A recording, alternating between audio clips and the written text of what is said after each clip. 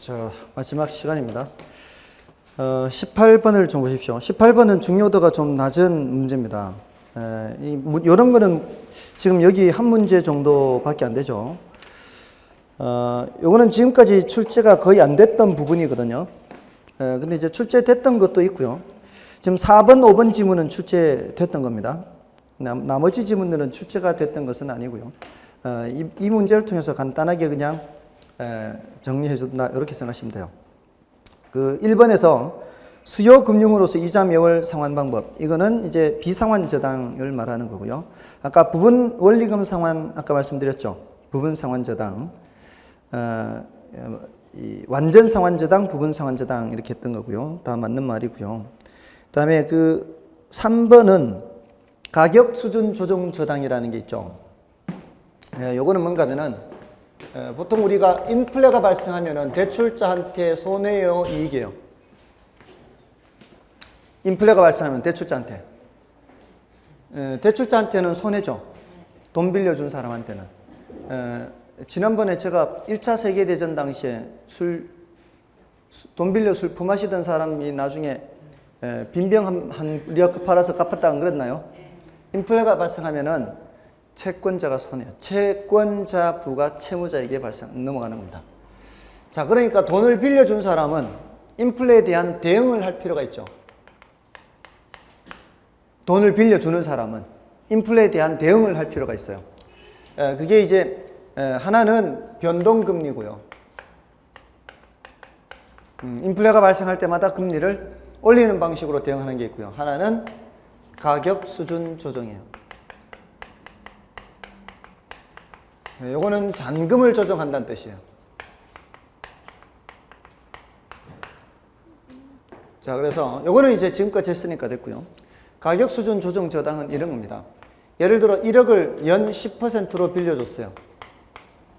인플레가 발생할 거라고 생각하지 않은 상태에서 연 10%로 빌려줬습니다. 자, 이렇게 해서 1년 후에 2천만 원을 들고 왔어요. 1년 후에 2천만 원을 지불하면은 이 중에 이자는 얼마고요? 연 10%니까 1천만 원이 되겠죠. 원금 상환분은 얼마예요? 1천만 원이죠. 잔금은 얼마예요? 9천만 원이죠. 자, 이랬는데 근데 예상치 못하게 인플레가 10% 발생했어요. 예상치 못하게 인플레가 10% 발생하니까 대출해준 입장에서는 전혀 인플레가 발생하지 않을 거라고 생각하고 10%로 빌려줬잖아요.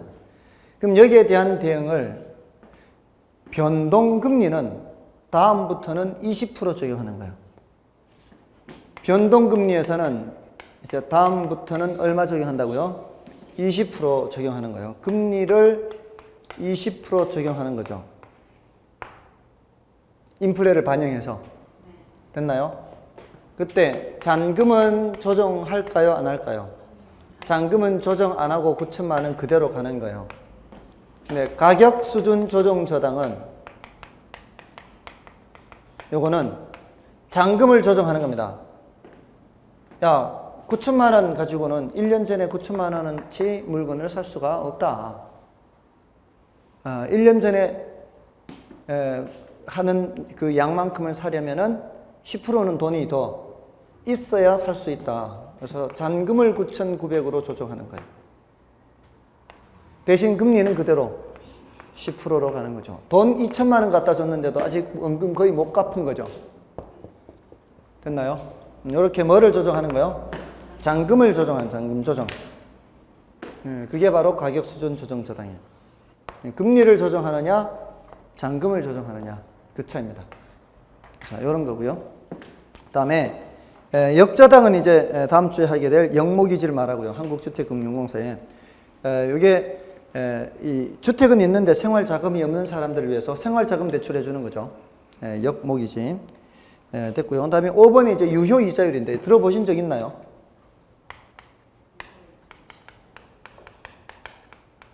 유효 이자율이 우리 시험에 이런 명칭으로 등장하지는 않았습니다.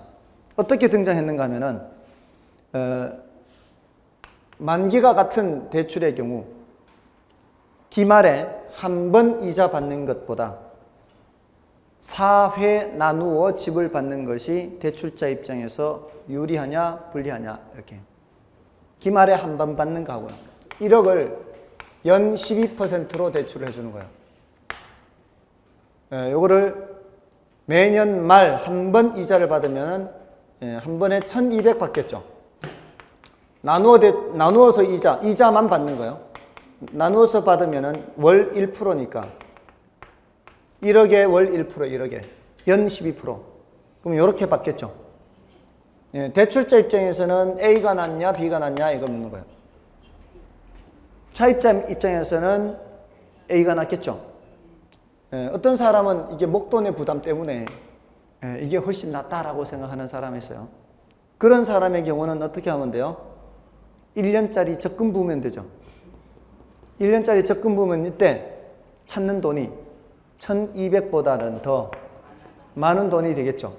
이 금액을 계산하려면 화폐 시간 가치 계수 중에서 뭐를 찾아야 될까요? 목돈이에요? 푼돈이에요? 항상 나오면 목돈 푼돈으로 가라고. 항상 나오면 목돈 푼돈으로 가라고. 목돈이잖아요. 그러면 뭐가 나와야 돼요? 연금이나 연금, 목돈이니까. 미래 목돈이잖아요. 연금, 내가 계수가 나와야 된다고. 몇 달짜리, 12달짜리, 이자는 몇 프로짜리? 1%짜리. 월 1%잖아요. 월로 바꿨으니까 월 1%짜리 12달짜리 가면은 연금 내가 계수가 몇이 나오는가 하면은 12.5625가 나와요.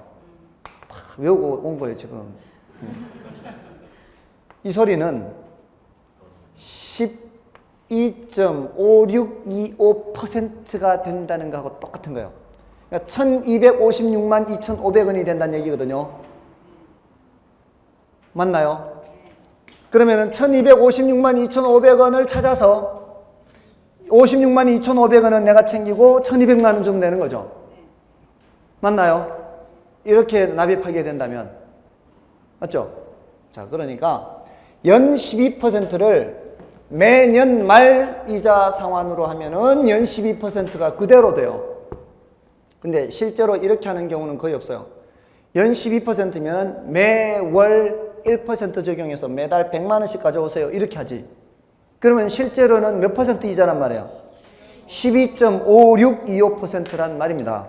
그러니까 여러분들이 은행에 6%로 대출 받으면 이런 식으로 납입을 할 것이기 때문에 연 6%가 아니고 연 6.28125%로 대출 받은 거예요.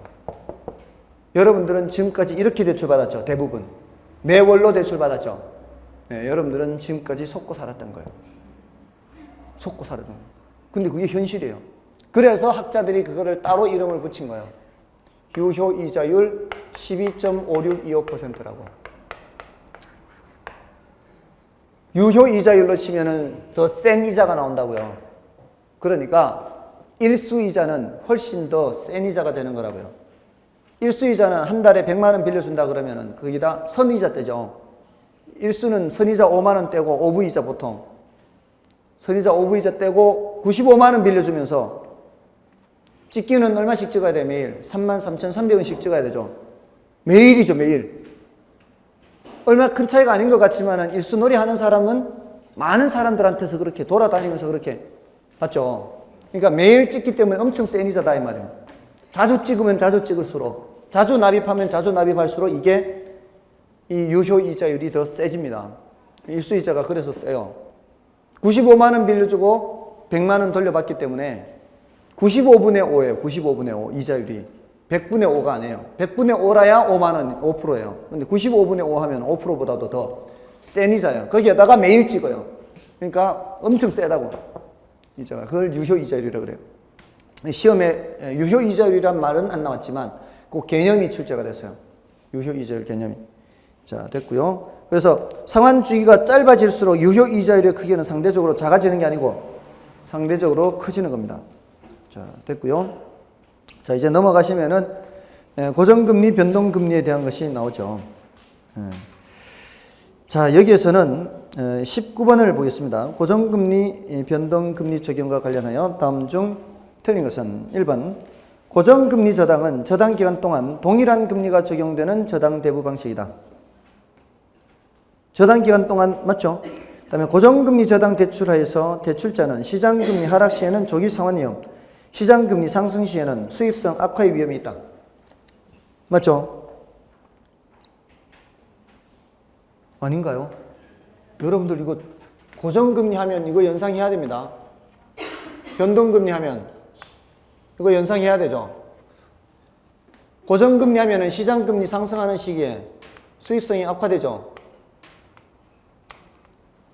이때는 수익성이 개선되는 게 아니고요. 이걸 금리 변동의 비대칭성이라고 그래요. 금리 위험의 비대칭성.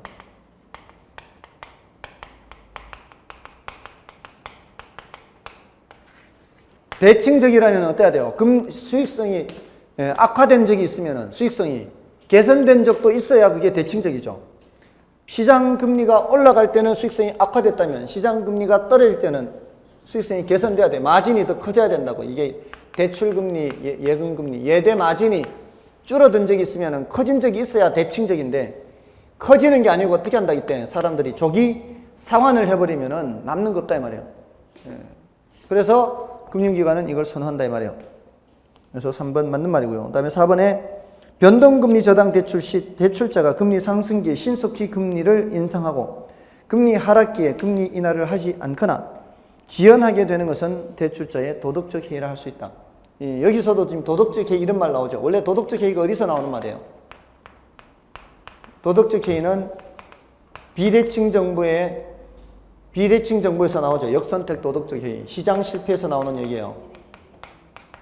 비대칭 정보에서 나와요. 비대칭 정보. 왜 비대칭적이라는 얘기예요? 금융기관은 올라갈 때 얼마나 올라가는지 압니다. 그러니까 대출금리를 신속하게 올립니다. 근데 떨어질 때는 얼마나 떨어지는지 금융기관은 압니다. 근데 차입자들은 얼마나 떨어지는지 잘 모르죠. 그러니까 이렇게 떨어뜨리는 거죠. 서서 이렇게 살짝만 떨어뜨려. 살짝만 떨어뜨리니까 금리가 낮아졌다더니 돈이 적게 빠져나갔네 까지밖에 모르는 거죠. 이렇게 해서 과징금 먹은 은행도 있어요. 그래서 그 수험생분이 그러는데 그 고객이 따지면 더 깎아주고요. 그런다는 거, 그런 이 행태가. 그러니까 그 따질 필요가 있다는 거예요. 그러니까 우는 놈 떡 하나 더 준다고. 이 참 그러면 안 되는데 말이에요. 목소리 큰 놈을 더 대접받고 그렇게 한다는 거죠. 이게 바로 이 차입자들은 잘 모르기 때문에 비대칭적이기 때문에 금융기관은 아는데 이런 것도 많잖아. 이게 뭐 여기만 그런가? 뭐 휘발유 값도 그렇고 하잖아요.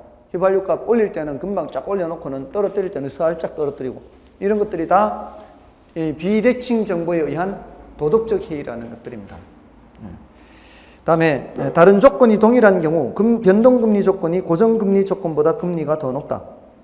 변동금리 조건이 고정금리 조건보다 금리가 더 낮죠. 이게 금융기관 입장에서는 더 유리하잖아요. 이게 더 불리하죠.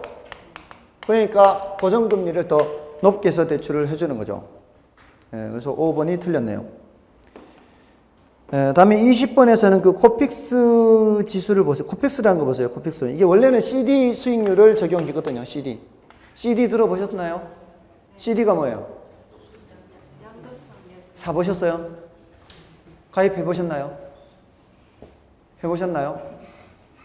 이 동네가 그렇게 돈 많은 동네는 아닌가 보네. 아니, 이 CD 양도성 예금 증서는 돈 좀 있는 사람들은 그것도 검은 돈이 좀 있어야 돼요. 양도성 예금 증서. 이게 지하 자금을 끌어내기 위해서요. 검은 돈을 끌어내기 위해서. 보통 예금 증서는요. 이게 뭐예요? 보통 예금 증서가. 여러분들 통장 생각하면 예금 통장. 그 예금 통장에 이름이 다 붙어 있죠. 예금주 누구 해서 본 예금 통장은 타인에게 양도 또는 대여를 금지하며 이렇게 돼 있죠. 얘는 이름이 없어요. 통장에 주인 이름이 없다고. 아무한테나 팔 수 있다고요. 그래서 양도성 예금 증서예요. 예, 거기에 적용금리 몇 프로 해가지고 일반 예금 통장처럼 다 예금 통장이에요. 예금 통장인데 이름이 안 쓰여져 있다고요. 그래서 양도가 가능하다고요. 아무한테나. 그럼 그게 끝이잖아요. 그거요. 다른 거 없어. 그냥 통장인데 이름만 없어서 아무한테나 줄 수 있다. 그런 뜻이에요. 그러니까 이거 지하 자금을 끌어내는 거예요. 이게. 추적이 안 되니까. 아무한테나 주면 되니까. 갖고 있는 사람한테 주는 거니까. 됐나요? 근데 그게 그날 수익률이 달라요. 그날 수익률이 달라서 보통 석 달짜리를 따져요. 석 달짜리. 근데 은행이 갖고 있는 은행 금고 안에 돈이 있어요. 은행 금고 안에 돈이 있는데 이 돈이 양도성 예금 증서 이 가입한 예금주들 돈인지 보통 예금 통장의 돈인지 정기 적금의 돈인지 정기 예금의 돈인지 알 게 뭐예요?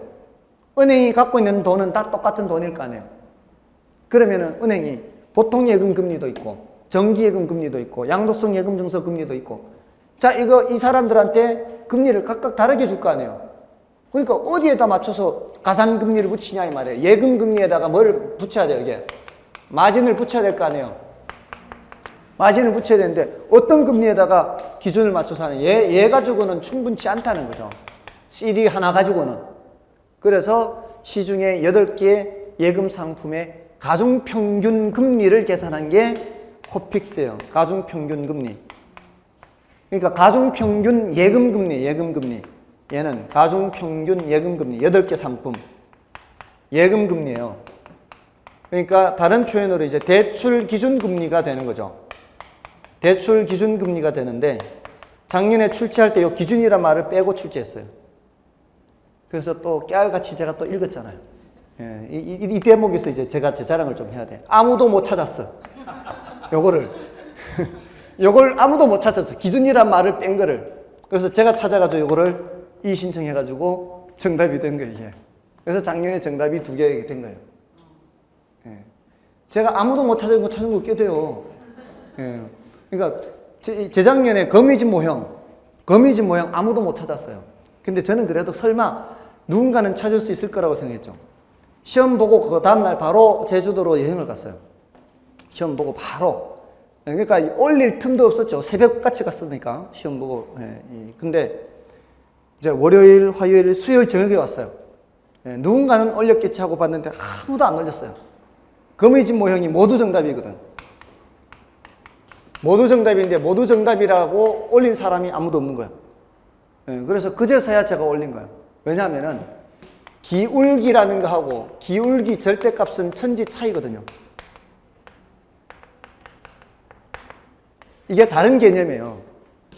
기울기는 예를 들어서 y는 마이너스 2x 플러스 1, y는 3x, 2분의 1x 플러스 5 이렇게 하잖아요. 자, 여기서 기울기가 누가 더 클까요? 기울기가 뭘까요? 기울기가 x 앞에 붙은 숫자가 기울기예요. 기울기가 누가 더 클까요? 기울기는 얘가 더 커요. 2분의 1이. 얘를 나타내면 이렇게 돼, 이렇게. 여기가 5고요. 여기가 마이너스 10이에요.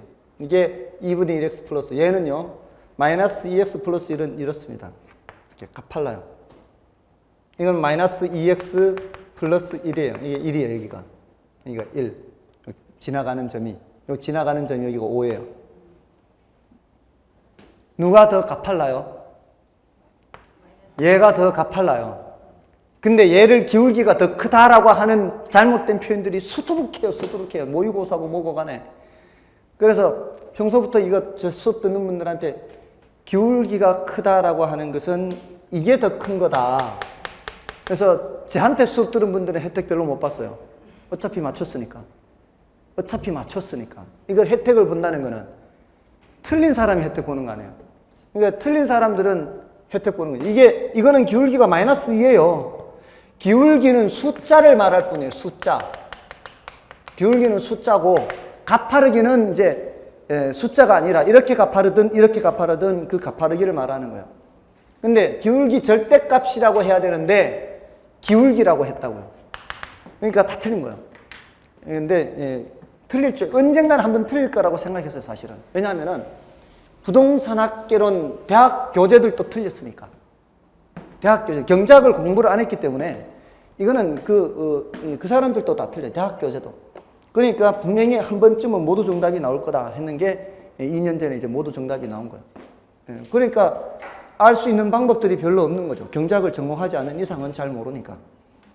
그래서 수요일 날 저녁 때 이제 뒤늦게 이제 올렸죠, 제가.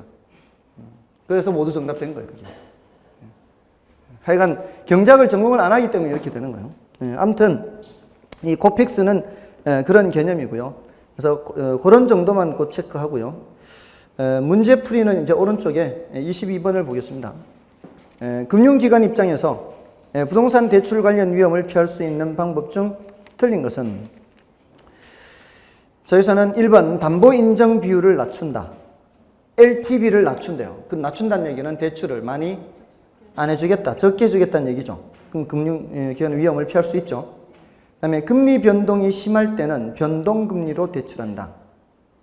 그죠? 변동금리로 대출하면 그만큼 이 위험을 증가시킬 수가 있고요. 그 다음에 소득 대비 부채 비율을 적용하지 않고 담보 인정 비율만 적용하여 대출한다.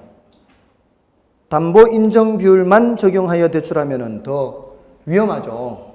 DTI를 같이 하는 게 안전하죠. 그래서 3번 틀렸고요. 대출 실행 시 부채 감당률이 1보다 높게 기준을 설정하여 그보다 큰 경우만 실행한다. 부채 감당률은 부채를 감당할 수 있는 능력을 보는 건데 1보다 높게 기준을 설정해야 되겠죠.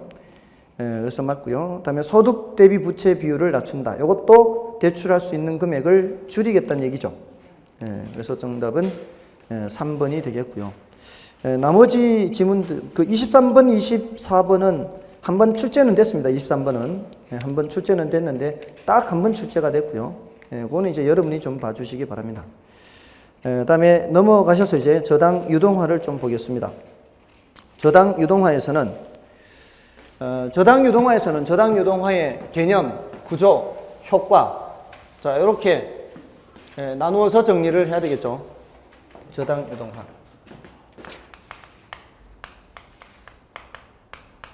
저당 유동화의 개념, 구조, 효과, 그 다음에 발행하는 증권. 4개 주제입니다. 저당 유동화의 개념은 현금화라 그랬죠. 또는 증권화를 포함한다 그랬어요. 그래서 이런 그림을 좀 그려야 되죠. 이런 그림을 그려서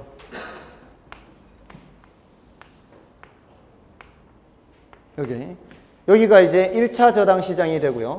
여기가 2차 저당 시장이 되죠. 여기가 대출 받는 차입자, 여기가 1차 금융기관, 여기가 2차 금융기관, 유동화 중개기관이죠. 여기가 증권 투자자들이죠. 그래서 이 현금화만 있는 게 아니라 현금화는 여기서 이루어지죠. 저당 채권을 양도하면서 그 대금이 넘어오는 거죠. 근데 얘네들도 계속 채권을 사다 보면은 채권 집합을 갖게 되고요. 현금은 줄어드니까 얘네들도 결국은 증권을 발행해서 다시 현금을 마련해야 되죠. 그래서 이걸 포함해서 유동화다라고 표현을 하고요. 그 다음에 1차 저당 시장과 2차 저당 시장 이렇게 해서 저당 유동화가 이루어지는 시장은 2차 저당 시장이고요. 1차 저당 시장은 2차 시장과는 여기 차입자는 2차 시장과는 직접 관계가 없고요. 얘네들 유동화 중개기관과 투자자들은 1차 시장과 직접 관계가 없습니다. 그리고 얘네들 1차 금융기관은 이쪽 저쪽 다 등장하죠. 그리고 얘네들은 갖고 있는 채권을 반드시 현금화해야 되는 것은 아니고 돈이 부족할 때, 현금이 부족할 때만 유동화를 하면 되겠습니다. 다음에 이걸 통해서 얻을 수 있는 효과는 주체별로 보라 그랬죠. 우리나라는 얘 때문에 도입됐어요. 1차 금융기관, IMF 때. 금융기관이 돈이 없어서 쓰러진 은행들이 많죠. 앞으로 이런 일이 나타나면은 이 갖고 있는 채권을 팔아서 현금을 마련해서 유동성을 높이는 거죠. 유동성을 높여서 금융기관의 재무 구조를 건전하게 하기 위해서 만들어진 제도가 이 유동화 제도입니다. 그러면 얘네들이 현금을 쉽게 마련할 수 있다는 얘기는 얘네들 입장에서는 대출받기가 더 쉬워지는 거죠. 그래서 자가주택 소유기회가 증가한다. 이런 표현을 쓰죠. 자가주택 소유기업. 이걸 마련하기가 더 쉽고요. 다음에 얘네들 입장에서는 포트폴리오를 구성하기가 더 용이합니다. 과거에는 이런 형태의 증권이 없었어요. 근데 새로운 형태의 증권이 나옴으로써 포트폴리오의 구성이 좀 더 다양하게 할 수 있고요. 근데 이게 아이러니한 거는 요거를 우리 금융기법에 도입할 때요. 옛날에 10몇 년 전에 선진금융기법이라고 그랬어요. 근데 이 선진금융기법을 요것 때문에 세계 금융위기가 터졌어요. 요것 때문에. 자, 아무튼 이런 게 이제 효과고요. 그다음에 증권, MBS죠. 여기서 발행하는 증권은 자, 일단 MBS의 종류가 MBB, MPTS, 이게 이제 대칭적인 겁니다. MBB와 MPTS, MBS 중에서 MBB는 이게 B가 본드, 채권형이죠. 아직도 저는 본드 하면 마시는 것만 생각나서 그 본드 말고요. 그 마시는 본드, 냄새 맡는 거. 그게 아직도 좋아요, 사실은. 지금도 본드 냄새 맡으면 좋거든요. 근데 애 배울까봐 함부로 못하긴 하는데 그래도 냄새가 좋은 건 어쩔 수 없어요. 특히 깡통 속에 이렇게 딴 거 있죠. 튜브 말고 튜브로 짠 거 말고 깡통 본드. 그 구두집에 가면은 왜 저거 할 때 바를 때 하는 그 본드 있죠. 그 냄새가 참 좋아요. 어릴 때부터 이미 다 맛을 봤기 때문에. MPTS하고 요거 이제 본드가 채권이란 뜻이거든요. 요 securities S가 증권이요. 증권인데 요거는 이제 지분형이라 그래요. 지분형. 지분형이라고 해서 이걸 지분 증권은 아니에요. MBS는 무슨 증권이에요? 부채 증권이에요. 부채 증권. 부채 증권인데 얘가 지분형이라는 얘기지 얘가 주식 같은 그런 거 아닙니다. 주식은 아니에요. 다만 이런 거죠. 이 저당 채권 집합을 투자자들한테 다 매각해버린 것이 MPT였어요. 그러니까 이 투자자들 자산으로 넘어온 거예요.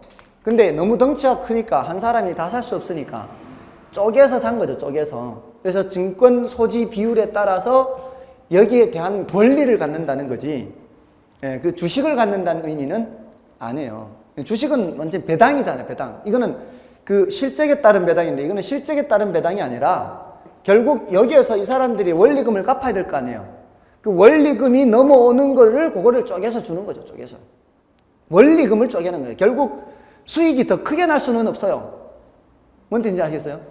여기서 얘네들이 갚을 때 원래 갚아야 되는 것보다 더 많이 갚지는 않는단 말이에요. 덜 주면 덜 줬지 더 많이 갚지는 않을 거 아니에요. 그러니까 넘어오는 만큼을 증권 갖고 있는 비율에 따라 나누기 때문에 지분형이라고 얘기를 하는 거예요. 모든 권리와 위험은 누구한테 다 넘어왔고 투자자들한테 다 넘어왔고 그게 MPT였어요.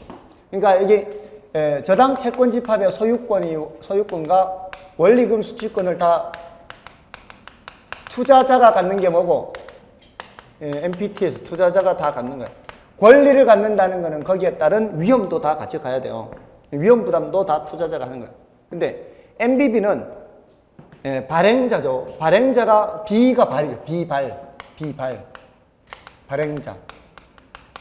B가 비읍. 요 T가 티읕. MPTB 하죠. T도 있고 B도 있죠.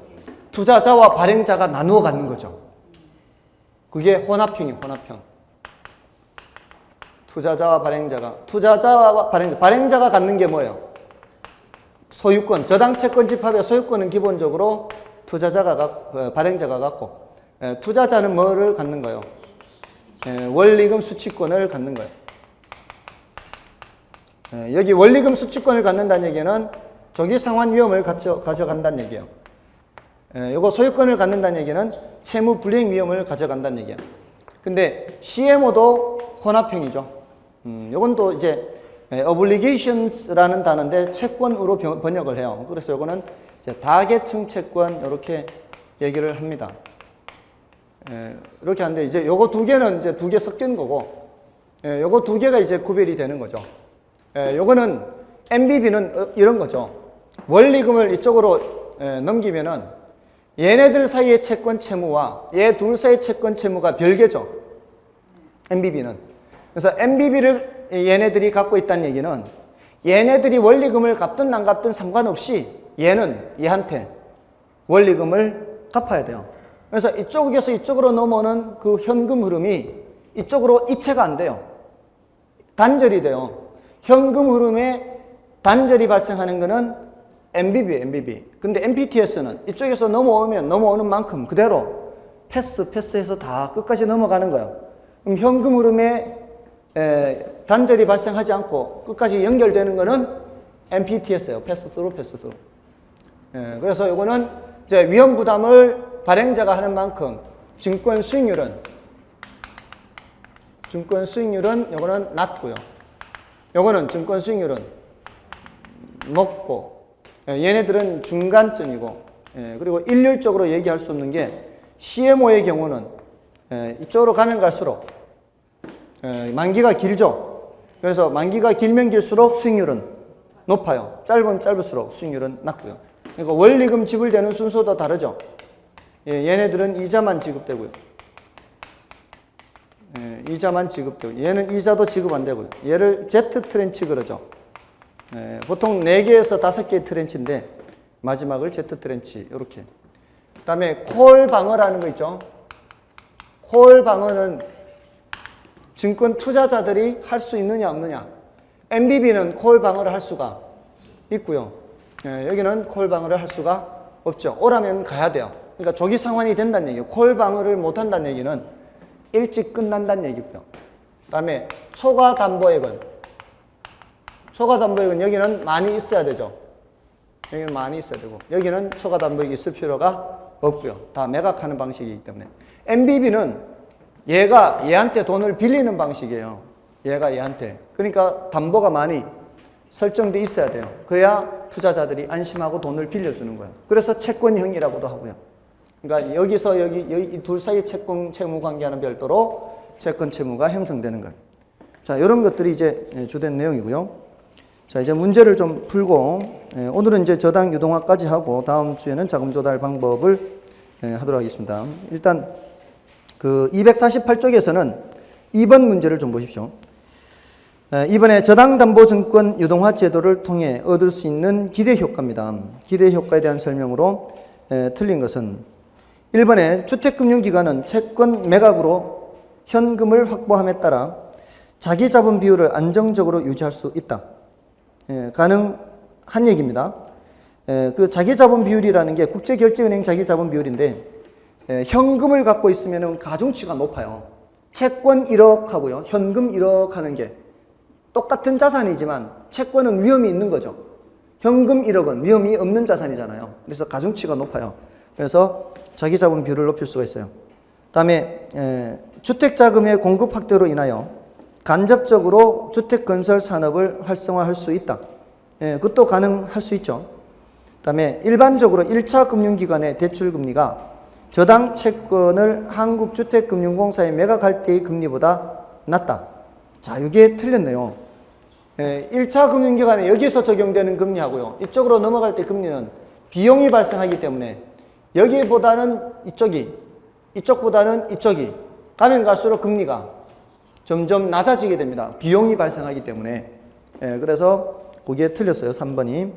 그래서 이렇게 낮아진 금리가 누구의 요구 수익률을 만족시켜야 돼요? 투자자의 요구 수익률을 만족시켜야 돼요.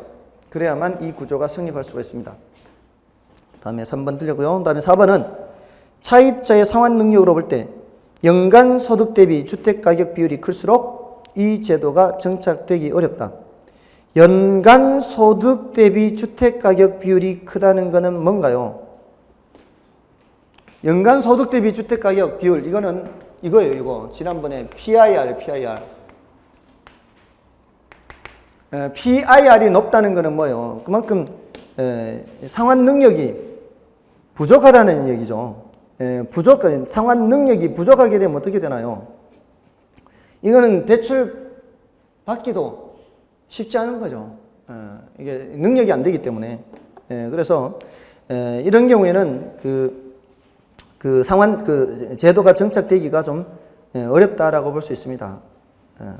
그다음에 저당담보증권의 유동화를 통해 충분한 자금을 확보하기 위해서는 저당 수익률이 투자자의 요구 수익률보다 높아야 된다. 저당 수익률이 여기에 적용되는 거예요. 당연히 요구 수익률보다는 여기가 높아야 되는 거죠. 그래서 정답은 3번이 되는 거고요. 다음에 그 위에 1번의 3번 지문을 보세요. 1번의 3번 지문을 보시면 그 3번 지문에 저당 유동화를 통해 주택 수요자들은 보다 많은 사람들이 자금을 대출받을 수 있으며 1차 금융기관은 자금 대출의 고정화 현상을 완화하여 자금의 단기 조달 및 장기 운용에 따른 유동성 문제를 해결할 수 있다. 그 소리가 뭐예요? 자금의 단기 조달, 장기 운용이. 혹시 지금 에어컨 되나요? 지금 많이 좀 덥지 않나요? 안 나와요? 그 자금의 단기 조달, 장기 운용이란 말이 뭔 말인가 하면은 얘네들한테 예금하는 1차 금융기관 있죠? 1차 금융기관. 얘네들한테 예금하는 예금주. 예금주들은 기간을 그렇게 길게 예금하지 않습니다. 1년, 3년, 길어야 5년. 아주 길어야 5년이에요. 그렇지 않나요? 예금하면은 3년짜리도 별로 없어요. 근데 대출해 줄 때는 어떻게 해요? 막 10년, 15년 이렇게 대출해 주죠. 그러면은 이 예금주들이 찾으러 왔을 때 돈은 이미 다 대출에서 아직 안 들어오고 있단 말이에요. 이게 예금주들은 1년, 3년이면 찾으러 올 거니까. 그러니까 단기로 조달해서 장기로 운영하게 되면은 현금이 부족할 수밖에 없어요. 그럴 때 채권을 팔아서 현금 마련한다 이 말이거든요. 맞나요? 단기 조달, 장기 운용에 따른 유동성 문제를 해결할 수 있다고요. 채권을 팔아서. 그 3번 지문은 그런 뜻입니다. 나머지 틀린 지문은 이제 해설을 보시면 되겠고요. 다음에 넘어가셔서는요. 3번은 이제 여러분이 보시고 4번을 보겠습니다. 다음 중 저당담보증권에 관한 설명으로 틀린 것은 1번에 저당담보증권이란 저당대출기관, 저당회사, 기타 기관 투자자들이 자신들이 설정하거나 사들인 저당을 담보로 해서 발행하는 증권이다. 자, 여기서는 저당대출기관도 있고요. 또 저당회사도 있어요. 이거는 이제 이론적으로 얘기하는 겁니다. 외국의 경우에는 다양하기 때문에 그래요. 제가 늘 그릴 때마다 요거를 이렇게 짧게 그리는 이유는 이쪽에서 이쪽으로 바로 이 저당 채권을 양도하거나 또는 바로 증권을 발행할 수가 있거든요. 그러니까 발행하는 사람이 꼭 얘만 발행하는 게 아니라는 뜻이에요. 다른 주체들도 있다. 이건 이론적으로 얘기할 때는 옳은 표현이에요. 다음에 이번에 저당담보증권의 발행자는 1차 대출기관 및 2차 대출기관이나 저당담보증권의 발행을 전문으로 하는 2번도 지금 같은 맥락이죠. 같은 맥락인데 표현을 달리하고 있는 거고요. 그 다음에 부채증권이란 부채금융을 얻기 위해 발행하는 증권을 의미한다. 이건 뭐 부채증권 됐고요. 그 다음에 저당담보증권은 지급이 보증되며 시장에서 쉽게 유동화될 수 있는 장점이 있다. 이거 맞는 말이고요. 다 맞는데 5번의 지분증권이란 지분금융을 얻기 위해 발행하는 증권을 말하며 그 대표적인 것이 MBS. 이거 틀렸죠? 이 MBS는 부채증권입니다. 그래서 틀렸고요. 자, 이제 종류별로 하나씩 좀 풀어보겠습니다. 그 MBB, 지금 5번은 MBB, 6번은 MPTS. 다음에 넘어간 8번에 이제 CMO가 포함되어 있고요. 다른 거 이제 결합된 문제도 있는데 그렇게 하나씩 그거 좀 풀고 그거 풀고 마치도록 하겠습니다. 5번을 보시면은 MBB에 대한 겁니다. 저당 차입자의 만기 전 변제 위험을 줄이기 위해 일정 기간 저당 담보증권의 매수자, 누구를 말하는 거예요? 저당 담보증권의 매수자, 투자자를 말하는 거예요. 투자자가 저당 차입자의 만기 전 변제에 대해 방어할 수 있는 장치가 마련되어 있다. 맞죠? 홀 방어를 할 수 있는 장치가 마련되어 있죠. 누구의 만기 전 변제에 대해서? 이 저당 아닌데? 저당 얘인데 얘 발행자의 만기 전 변제인데 틀렸네요. 이거 잘못하면 틀리겠네. 저도 지금 발행자가 만기 전 변제하는 걸 방어하는 거죠. 근데 지금 여기는 누가 만기 전 변제하는 거예요? 얘는 만기 전 변제할 수 있어요. 얘는 만기 전 변제할 수 있습니다. 설령 얘가 만기 전 변제하더라도 누가 만기 전 변제하는 거예요? 못하는 거예요? 발행자가 만기 전 변제 못하는 거예요. MBB의 경우에 자칫하면 이거 틀립니다. 조심해야 돼요. 누구의 만기전 변제에 대해서 방어한다고요? 발행자의 만기전 변제에 대해서 방어하는 거지 차입자의 만기전 변제에 대해서 방어하는 거 아닙니다. 차입자는 만기전 변제할 수 있어요. 1번 틀렸네요. 1번 틀렸습니다. 다음에 2번은 MBB는 저당 채권에 대한 원리금 수취권과 소유권을 발행자가 보유하는 것으로 자산 매각을 통해 자금을 조달하는 MPTS와는 다르다. 맞죠? 모든 거를 이제 발행자가 다 보유하죠. MPTS는 투자자한테 다 넘어가고요. 다음에 MBB는 만기전 변제 위험, 채무 불이행 위험을 발행자가 부담함으로 수익률이 낮을 수밖에 없습니다. 위험 부담을 다 발행자가 하니까 높은 수익을 제공할 수가 없는 거죠. 보통은 이제 MBB 투자자들은요, 주로 6개월을 단위로 원금과 이자를 지불받고요. MBB는 차입자의 조기 상황이나 채무 불이행에 대비해 초과 담보를 유지해야 하므로 MBB 발행액은 주택저당채권액보다 적습니다. 그러니까 이 주택저당채권의 얘기죠. 주택저당채권액이 여기가 1,000억이라면 MBB 발행액은 1,000억보다는 작게 된다 이 말입니다. 그런 얘기고요. 다음에 이제 MPTS, 자, 요걸 볼게요. 6번 종류대로. 지분형 증권인 MPTS에 대한 설명으로 틀린 것은 1번, 모 저당에서 발생하는 현금 흐름에 대한 지분과 그러니까 이 현금 흐름에 대한 지분이죠. 그러니까 이 투자자들, 여러분들이 MPTS를 같이 샀다면은 모 저당에서 들어오는 그 현금 흐름을 여러분들이 지분을 갖게 되는 거예요. 그 지분과 모 저당의 소유권, 이 모 저당 전체 저거 소유권, 혹은 소유권의 지분을 모두 누구한테 매각하는 방식이요? 투자자한테 매각하는 방식이죠. 그다음에 투자자에게 조기 상환 위험과 이절 위험이 증가되는 것으로 모두 다 투자자한테 넘어가는 거죠. 투자자는 다른 MBS에 비해 높은 위험을 보유하게 되며 채권형인 MBB보다 낮은, 이게 말이 안 되죠. MBB보다 높은 이자가 지급되는 겁니다. 2번이 틀렸네요. 다음에 MPTS는 MBB와는 달리 원리금의 지불이 주로 매월을 단위로 이루어져요. 왜? 얘네들이 주로 매월 원리금을 넘기니까 패스 해야 되니까 넘어오는 대로 패스 하니까 매월 단위예요. 근데 MBB는 그게 아니죠. 얘네들이 돈을 안 넘기든 돈을 한꺼번에 많이 넘기든 일정하게 모아놨다가 일정 기간마다 이렇게 적게 넘어와도 자기가 무슨 돈을 어떻게든 돈을 마련해서라도 넘겨야 되죠. 그래서 MBB는 이렇게 주로 6개월 단위로 지불이 되는 겁니다. 그 다음에 발행기관의 대차 대조표에서는 MPTS 발행액만큼 저당 채권이 감소하며 이에 대응하는 현금이 증가하는 변화가 일어나게 된다. 자, 이게 뭔 소린가 하면요. 발행자 얘네들이 원래 이거를 갖고 있었잖아요. 이거를 얘네들한테 판 거나 다름없잖아요.